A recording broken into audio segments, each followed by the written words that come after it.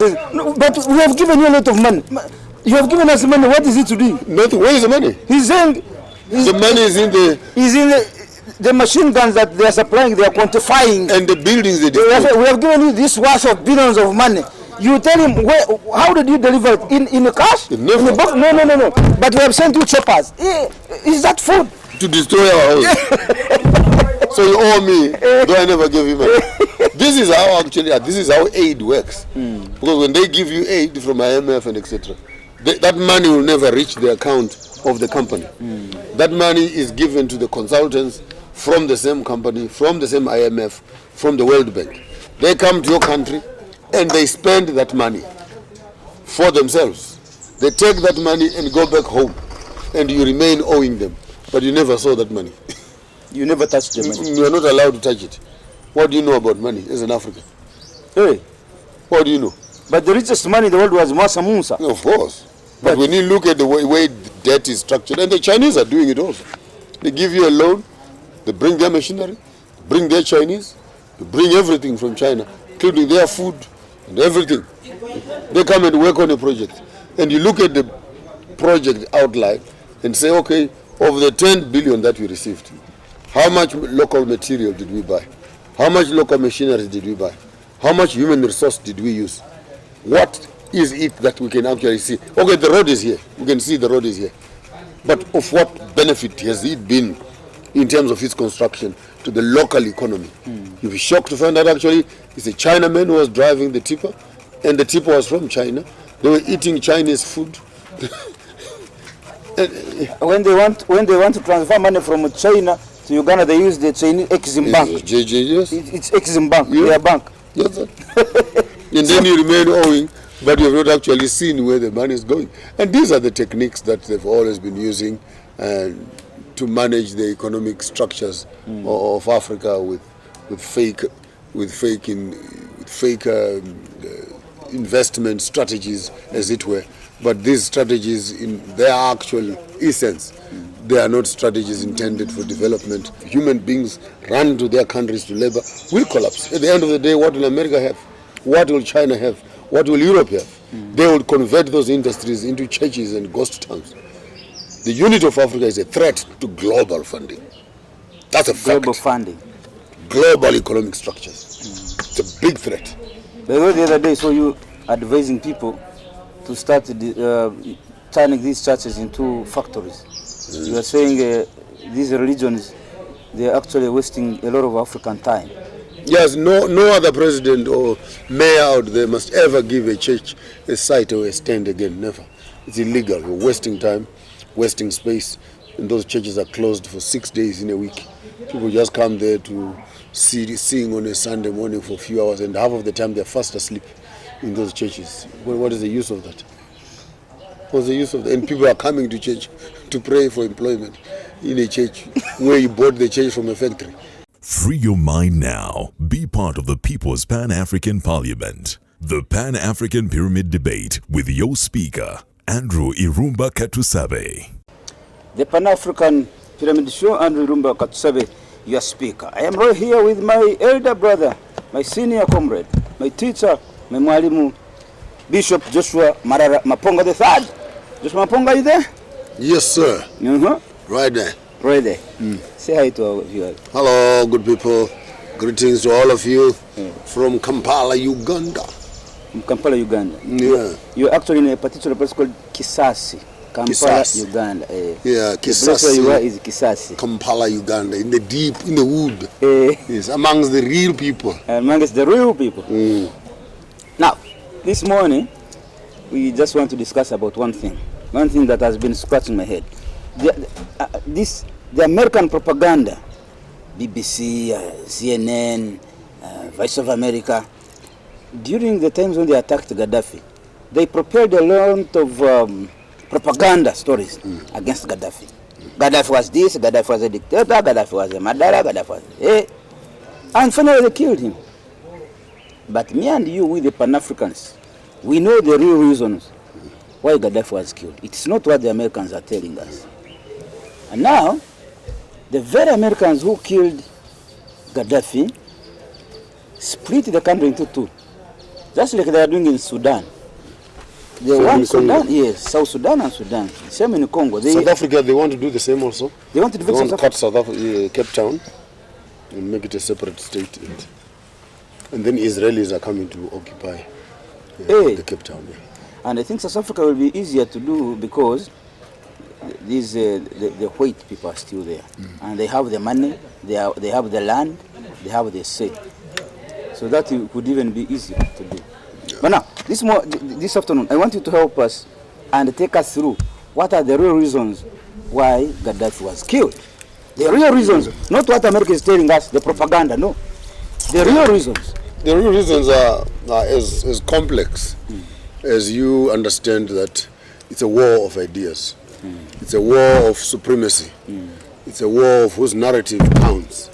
And you don't need to go very far to find the reasons why Gaddafi was killed.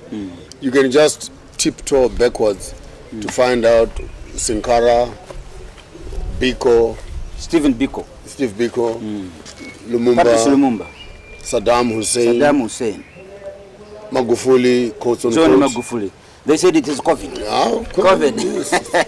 Then by the time you come to Saddam, you will be able to see the script as to what really is going in the background. But I'm of the opinion that the killing of Saddam and Gaddafi are striking, historically speaking. Saddam was trying to rebuild Babylon. The Babylon in the Bible is Iraq. So he wanted to rebuild the entire glory of Babylon, having been one of the biggest empires in the Ottoman empires, and he wanted to rebuild that and remodel himself. Gaddafi? No, Saddam Hussein. As Nebuchadnezzar, the Bible character. Hey. So you find a huge statue of a bearded man, and that was the vision that Saddam was projecting. And when the Western world looked at this, they saw something they didn't like. That actually the supremacy of Iraq will overshadow the supremacy of America. Yes. And the glory of Iraq will overshadow the British and the entire America. So the ideology of you trying to show off your history, that your history is better than me, cannot be allowed by the Western narrative, both in academic world and in social and political spaces. Boom! Then Gaddafi walks onto the stage. And I've learned something. Sometimes when you are going to do something, don't talk too much. Just do it. Just do it. And he announces that he wants to create one currency. He wants to unite Africa. The very things that the Americans don't want to hear. The very same thing that the Europeans don't want to hear is the unity of Africa. That subject will cost you your life. And West in the midst of that comes in with the currency. And one currency for Africa. And they said, no. And backed by the dollars. By gold. The gold. Our own gold. It would not happen. But on the academic space, something very fascinating is that was happening also, because you notice that in Libya, you have now found one of the oldest mummies, almost 5.4 to 6,000 years old, which puts a disparity with the 1,500-year-old narrative that the Egyptologists have been trying to say. And Sudan also has more than 300 plus, pyramids. Nigeria, it's got some. Niger, it's got some. Ethiopia, it's got some. And now we are almost tampering with the idea that South Africa, Mpumalanga and Zalielanga could have some of the oldest. Now look what is happening in the academic space when you begin to move away civilization further and further away from the northerners. And I think one of the reasons why Gaddafi could have been butchered was for the reason not only for the superiority of the African currency, but also for the very reason that in 1958, when these things, these mummies were found, it distorts the whole academic curriculum. It throws their civilization into the dustbin. It claims, the technological advancement. It shows the originality of the DNA and all these items. At the end of the day, people may think this is far-fetched, but if this is far-fetched, then why is Cuba on sanctions? Why is socialism and capitalism fighting? Cuba has been on sanctions for about 65 years. 65. Why? Capitalism. Ideology. Why is the war between Iraq and America? And America. It's ideology. It's Islam versus Christianity, and again protection of resources. And why are Boko Haram in Nigeria, East and South? Christianity versus Islam. So you look at this ideological warfare, that it is real. Capitalism versus socialism is actually a fuel of that. And in the academic space, white propaganda always wants to come, steal African history and knowledge system and claim that history as their own. And anyone who challenges that narrative most likely just applied for their funeral. So Gaddafi is one of the victims of that? African supremacy was the real reason, both academic-wise, historical-wise, and financial-wise. He almost stood in the shoes of Mansa Musa and to claim the biggest economy in Africa and unify it. That's scary. If Africa can unite, our GDP is 10, 15, 20 times more than all of the other countries around the world. And this throws all of them, yes. I mean, as of yesterday, when research was done there, that a few years ago, the budget of America was 30-something billion, when Africa was sitting in the 60s, 70s. And it was a genuine gap. And by then, we did not even have industrialization. And imagine now if we can unite and put our monies together, population-wise, human resource, plus reserves, and no one can touch us. And that will mean, of course, that the destruction of the European companies and industries, because we will stop sending our raw materials to them, and we start developing and benefiting themselves. It's a big risk if Africa should unite. The textile industry will collapse. The leather industries will collapse. The mineral industries in the West will collapse. And the human resource movement of human beings running to their countries to labor will collapse. At the end of the day, what will America have? What will China have? What will Europe have? They will convert those industries into churches and ghost towns. The unity of Africa is a threat to global funding. That's a fact. Global funding. Global economic structures. It's a big threat. The other day, so you advising people to start turning these churches into factories. You are saying these religions, they are actually wasting a lot of African time. Yes, no other president or mayor out there must ever give a church a site or a stand again. Never. It's illegal. You're wasting time, wasting space. And those churches are closed for 6 days in a week. People just come there to sing on a Sunday morning for a few hours, and half of the time they're fast asleep in those churches. What is the use of that? What's the use of that? And people are coming to church to pray for employment in a church where you bought the church from a factory and you made it into a church. Then people must come forward and you pray for employment. Sometimes the heads of human beings are complicated. Instead of going where the factory is to look for a job, they're going to church. Yeah, but no, the church. And when the factory gives him the job, he sacks the church. No, the pastor bought a factory. The pastor bought a factory and made a church using his money, No, using their money, yes, and using church money, and built it and made it into a church. Now the members are coming into the church to pray for employment, but you are sitting in a factory. So why close a factory? Why not just we are confused. I think sometimes we wallow ourselves in a cycle of mental enslavement. So let's go back to Libya. What must Libya do? Because right now I see there is and it's building up. Libya is likely never to unite again and become one Libya. Just like it is with Sudan and South Sudan. Finally, here the Americans are the ones now conducting peace talks to allow those who want to remain independent. These based in Gaza and the other one in Tripoli. What must Libya do together to ensure that they unite again, just like Gaddafi had done? You see, the reason why we get into these historical spaces, it is look for common history. It's not even looking for why Libya should unite. Where I'm sitting in right now, the other part of Libya, like Benghazi, for example, if there's a problem, they must actually unite with Somalia, or unite with Eritrea, or unite with Ethiopia, or unite with Sudan, and etc., and create new boundaries. So if the Americans are causing trouble and that other, we need to just move away. And the reason why we're doing all these historical things, when I post some of this stuff, some sick, slow thinkers think that I'm wasting time. When I'm showing you that Nigeria, Sudan, Libya, Egypt, Ethiopia, Niger, all have the same architecture with the same historical framework at that more point in time. Doesn't that tell you that automatically that at one time this territory which shares common history could be one or was one? So even the issue of Libya being divided, you are divided because you allow the enemies to come between you. When America went to Libya to fight, what are they going to do? To remove a dictator.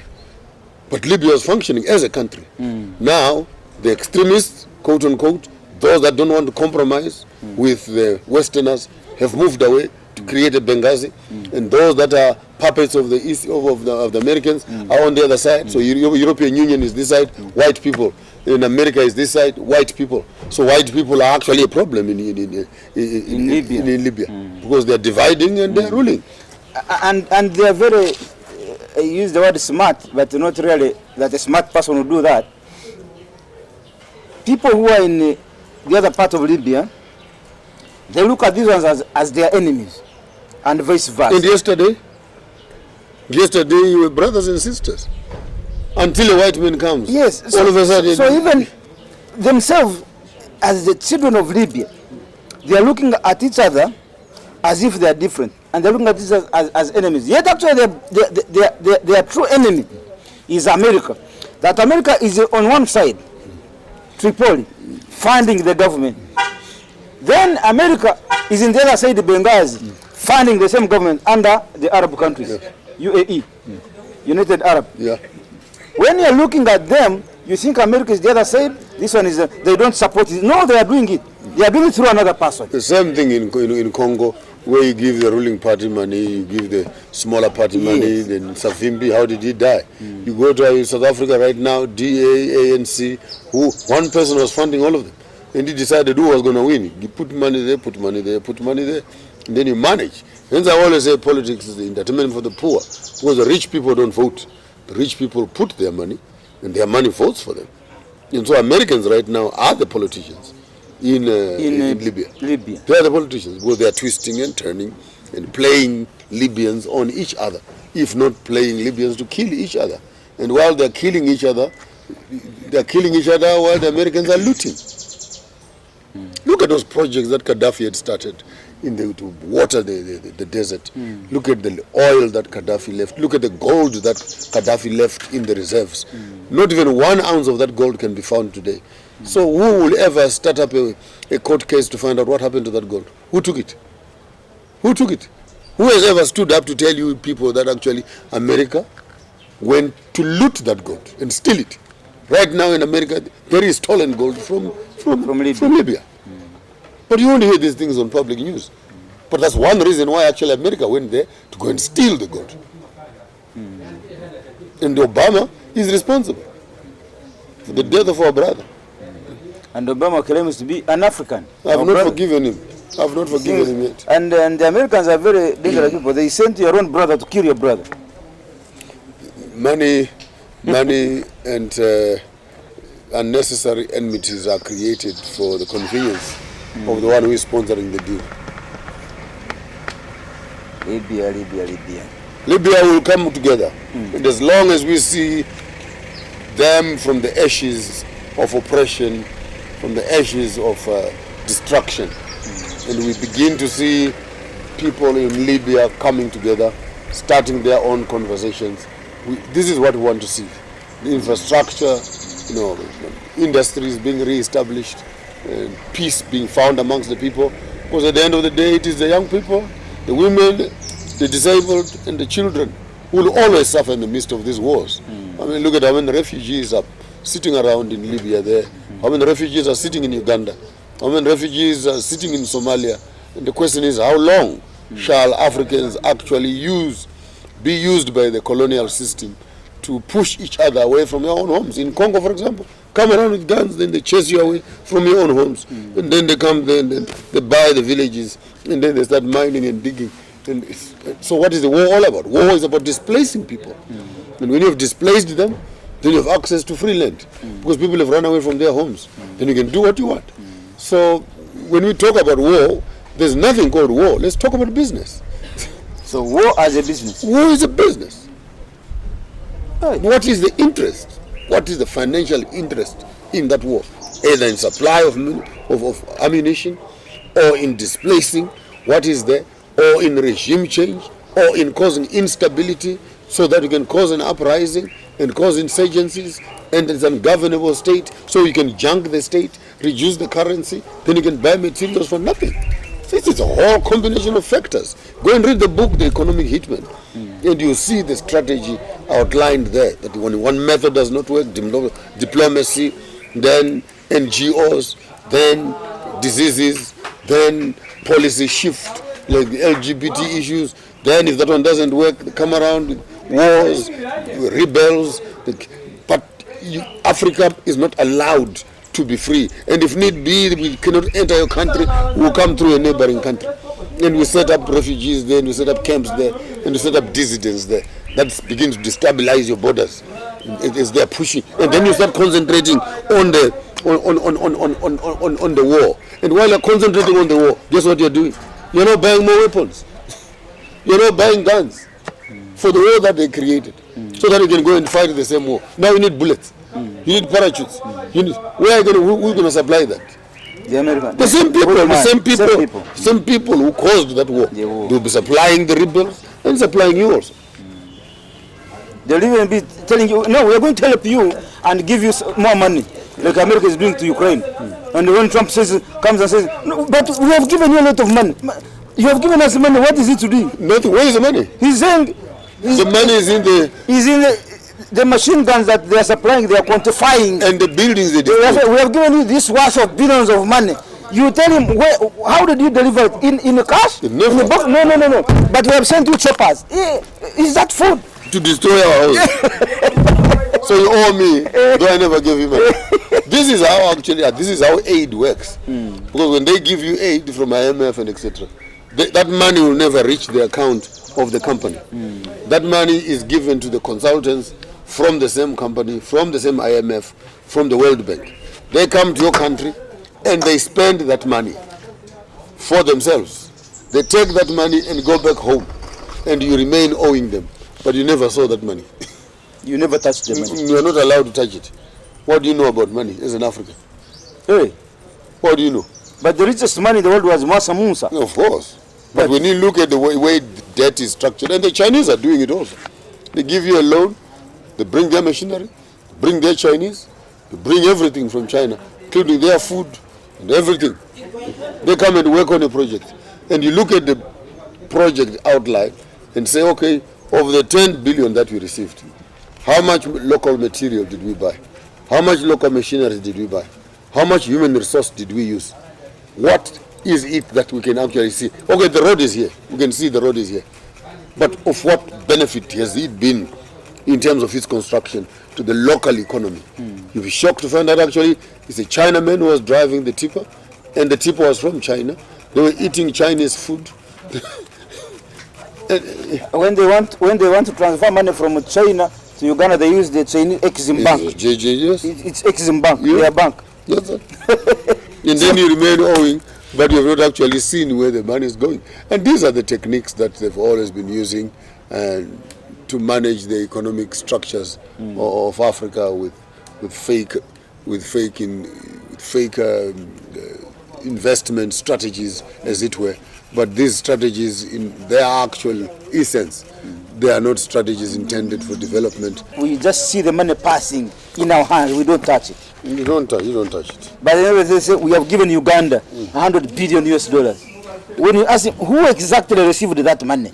No, you can't see it. I mean, look at the 500 million that South Africa was given to buy vaccines, for example. Okay, they give 500 billion. It was 500 million, I can't remember, to buy vaccines. And those vaccines are not being manufactured in South Africa, but we've given you the money to buy the vaccines. So what do? We take the money to the manufacturer. Yeah. We send you the vaccine, and you're owing us. That's transaction. You never see. The man who has manufactured the medicine. Yes. Is the man who said, I'm going to give you money to buy medicine, but on credit. Yes. You say, okay, sir. Then he sends you the money, No. He doesn't send you the money. No. They send each other money. They send each other money. Yeah. And it then rotates back to them. it never leaves. It never leaves. And this is how you lobby the governments now. Now you have 500 billion in your hands. And they are telling you that they're going to remove the president in that country. And then you ask each other, but he signed for us. So how much can we spend to keep him in power there? Okay, send another 2 billion there. We still have 498 billion to spend. You can spend money like that to manage the politics, because the debt can actually be used as financial leverage for political gain and political purposes. And this is how the Western world has been working, in that they make money in your country, and when they've made profit with your money, they will use your money to destroy you. That is America for you. I think, unless there's something you'd like to add on that, otherwise I would like to end here. Yeah, but as long as African countries can begin to organize what I call value chains, financial retail centers for themselves, where we can see destructions in Somalia and in Libya and in Congo. And when these countries want to rebuild themselves, they will never come out of poverty, because that rebuilding will come from debt money which is white money. And white money further colonizes us. We will not be able to come out of that thing. We wish that Africa can begin to have the Africa Bank, if we should say so, where all the countries in Africa... African Development Bank, ADB. No, that one is a white bank already. Hey, that ADB? That one has been taken on the African Development Bank. It's a white bank being controlled from South Africa there. We really need an African bank, like Africa Bank. Yeah, in its strategy, it might look like it's African Development Bank, but it's a West Bank. It's all money. The systems that are being used there are all Western. So we need African countries, not even just an African bank. Then we can take all our economies, all our tax monies, and put them in one basket. Then we can borrow money from ourselves. If you understand what I'm saying? Like a storeroom. You bring 10 bags, I bring 10 bags, you bring 20 bags, bring 50 bags, boom. Tomorrow when you want to build, come and take, build. Then tomorrow when I want to build, it will come and pick. And then I harvest again. Yes. I come and put back. Yes. So we have a system that can work like that. And by so doing, we secure even the weakest of our economies. Yeah. The smaller countries that have nothing, they also have access to the full resource of what is in the basket. Now cement is available, food is available, medicines are available, because we'll have centralized our place of functioning and putting our resources together. Then from that element, we say, who needs what? Who needs what? And we begin to stock in the background of that, sponsoring industries and factories, strategic factories and value chains that can begin to service the African economy. Right now, what is the biggest thing in Africa that we need? We need power. We need energy to fuel Africa. So from that bank, we can say the biggest man-made, the biggest river in the whole of Africa. Where is it? Congo. So what stops that bank to walk up to Congo and create a power station similar to that which is in China, which can put lights from Cape to Cairo, from Mauritius to Senegal to Gorée Island, from one source. Okay, next thing what do we need? We need food. Who has the best weather and agricultural land? Uganda, Zambia, and Congo. All of Africa. And then we plant food, okay, game reserves and etc. animals, Kruger National Park, South Africa. You begin to distribute ourselves in a way in which all our economies, even the least ones, places like Rwanda and Burundi, beautiful tourist attraction. Look at those mountains, look at those valleys, look at those, so that there's no one who is left behind. Namibia, the desert, one of the biggest uninhabited country, with lots of potential, both for industry, farming, mining, oil that is sitting around there. And this for me speaks of Africa beginning to study herself and then distribute her resources to say, what do we need and where can it be? Now we need lithium batteries. Where can we find lithium? Zimbabwe, South Africa. So why not put the factory there and produce them and then send? What else do we need? We have uranium. Where is it? It is in Burkina Faso. Why not put a nuclear plant there? What else do we need? And we lack this conversation that is developmental, progressive, informed, educated, and perchance intentional, so that our interventions are not just cosmetic interventions, but they are really legitimate, profitable, thought through carried through and delivered for the sake of our children and generations to come. No, beside it all, there is actually a problem with our African education system. That the white man tells you so much about studying what he needs you to know about him. And he makes you forget about studying about yourself. You are being polite, man. He does not teach you anything. He teaches you what he wants from you. He is preparing you to come and work for him. In some cases, we call it free education, as Lumumba puts it. But it is free of education, because there's no education in it. Free education, but free of education. There's no education. There's no education. But it's free education. But when you finish it, you've learned nothing. There is nothing Yeah, you've but learned. it's free. So even while we are busy talking as Africans of free education, the real question is, what is education? What is in that education? What is in that education? Yeah, we are saying we want free education, but we are going there. Even if we make education free, we are still going to come out of those universities seeking for employment. So what have we learned? What is in that inside that education? It's free. There's nothing inside. Change of curriculum. That's what we are saying in one sentence. Yes. We need a profitable curriculum where when you come out of universities, we are not part of the problem of unemployed people, but we are part of the solution of creating solutions, creating narratives, and bringing the challenges of Africa on one table, bringing yourself on the other side of the table, and then working on solutions that work. So every student who is said to have graduated must be a problem solver. Yeah, you should be a problem solver. When you graduate, should be solution oriented. What are you going to solve in the community? What? Solution oriented education. That's it. That's it. I want to end with one thing. Let's jump from Libya. I want to get your comment on America is empowering Israel. They are killing people. They are mining people. They are raping people. America and Israel have even gone ahead to starve hundreds of people. You starve to death. It's war. Sometime last week, even the people who had brought food We chased away. and those who had come to pick the food We killed. were killed. The rest of the world, Bishop Maponga, is quiet. If these atrocities were being done by Russia or by China or by Germany, you'd hear the whole world speaking. What's the problem? Who is in control of the media could be the next biggest question, and whose interests are being served. And not even why are these other countries quiet. You also need to ask the United Nations, under the United Nations treaties and policies on humanitarian aid. You must allow Must be allowed. Yes. So, and those principles are not found in Africa. They are sitting in the highest institution that governs this world, which is the United Nations. So maybe the right question must be asked. When you are aware of such things happening in Israel, what happens to the United Nations? But of course, the United Nations is nothing. It is the deputy president of America.